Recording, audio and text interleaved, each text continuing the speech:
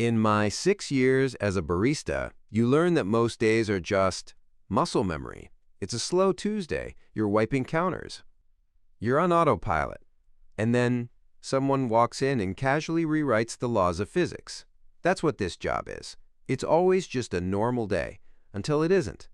And this was the day a grown man in an expensive suit looked me dead in the eye and told me he was allergic to bubbles. You get the guy who wants an iced cappuccino, which, fine, whatever, we can argue about the semantics of that. You get the person who wants a bone-dry cappuccino, which is just a cup of foam with an espresso shot poured over it. Looks like a sad brown cloud. You get used to the weird. The weird becomes normal. But this was next level. Look, you have to understand the job. My job, our job, if you've ever worked service, is 90% muscle memory and 10% just smiling when you really, really don't want to. And you have to understand the day. It was a slow Tuesday. It was that absolute dead zone, that graveyard shift around 2 p.m. The morning rush with all the don't talk to me till I've had my coffee types, that's long gone. The evening rush, the high school kids coming in for sugar bombs, that hasn't started. The shop was just quiet. You could hear the low electric hum of the pastry coolers. You could hear the hiss of the steam wand as I purged it. I'm just wiping down the stainless steel counter for maybe the 10th time. The air is thick with that smell. You know the one? It's not just fresh coffee. It's burnt coffee grounds, a little bit of sour milk from the steam wand rag, and that sickly sweet smell of the vanilla syrup pump. I'm basically on autopilot. My brain is somewhere else entirely, just thinking about what I'm going to have for dinner.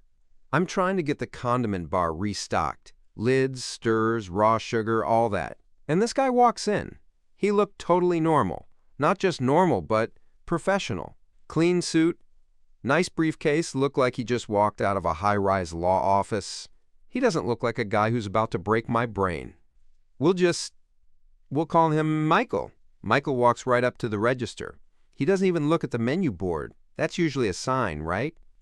They either know exactly what they want, or they think they do. Medium cappuccino, he says, confident. Clear. You got it, I say, turning to grab the cup, but with no foam. I physically paused. My hand, which was reaching for that medium paper cup, just stopped. Froze. My brain had to buffer. No. Foam. Okay. This happens. People misuse coffee words all the time. It's our job to be the coffee translator. He just misspoke. He wants a latte. So I turn back and I put on the voice. You know the voice. That high-pitched, aggressively polite, helpful customer service voice. Sir? I said, smiling so hard it hurt. Just to clarify, a cappuccino is, well, by definition, it's mostly foam. I'm trying to be educational, not condescending. It's a fine line.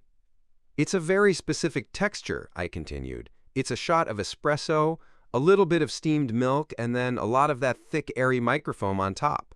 It's about 2/3 foam. I'm trying to help him out. I'm trying to guide him to the word he's actually looking for. Are you maybe thinking of a latte? A latte is espresso and steamed milk, just a little bit of foam on top. Or maybe a flat white? That's even less foam. I'm giving him an out.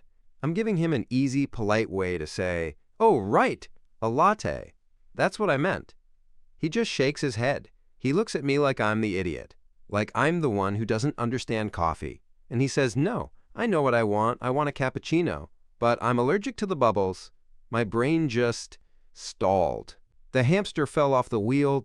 Allergic to the bubbles. My internal monologue, the voice inside my head, it wasn't just screaming. It was short to dash circuiting. Bubbles? Like air? You're telling me you're allergic to air? In your milk? You want me to defy physics? You want me to magically create a cappuccino without the one thing that makes it a cappuccino? You want me to just pour hot milk on espresso? That is a latte. That is literally the definition of a latte. But you can't say that. You can't say any of that. The customer is always right, right? Even when they are so profoundly, so spectacularly, so cosmically wrong. So I just stood there, staring, holding that fake plastic customer service smile until my cheeks were physically cramping. I think I just nodded, this blank, dead-eyed nod. Right, I finally said, my voice probably cracking. 1, cappuccino, no bubbles, coming right up. What else do you do? You can't argue with an allergy. That's the magic word. The moment a customer says allergy, all logic goes out the window. It's the ultimate trump card. So I turned around. I went back to my espresso machine. I pulled the 2 shots of espresso into the cup. Normal. I grabbed the stainless steel milk pitcher. I poured in the 2% milk. Normal. And then I did everything wrong, on purpose. I stuck the steam wand into the milk. And instead of letting it hiss right at the surface, that ripping paper sound you listen for, the sound that's folding air into the milk to create that beautiful, velvety microfoam, I buried the wand, all the way deep, all the way to the bottom of the pitcher. I opened the valve. The milk just swirled. It got hot. It didn't make a single bubble. It was just hot milk. I poured this sad, watery, flat liquid into his cup. I made him a latte. A really, really bad, scalding hot latte. Not even a good one. It had all the artistry of pouring cereal. I put the lid on it. I turned around. "Michael," I called out. He walks up. I handed him the cup. I think I was holding my breath. I said, "Here's your cappuccino, sir." He takes it. He doesn't even hesitate. He just takes a sip, right there in front of me. His eyes light up. He beams at me, a huge, genuine, happy smile.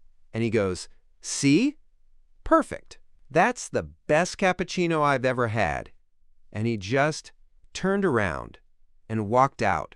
He was so happy. I just stood there for probably a full minute, just staring at the door he'd walked out of, questioning my sanity, questioning his sanity, questioning the very fabric of reality. He was allergic to bubbles. And I had cured him, apparently. To all my fellow baristas, all my retail, and all my food service workers, please tell me in the comments, what's the invented fact that made you question reality?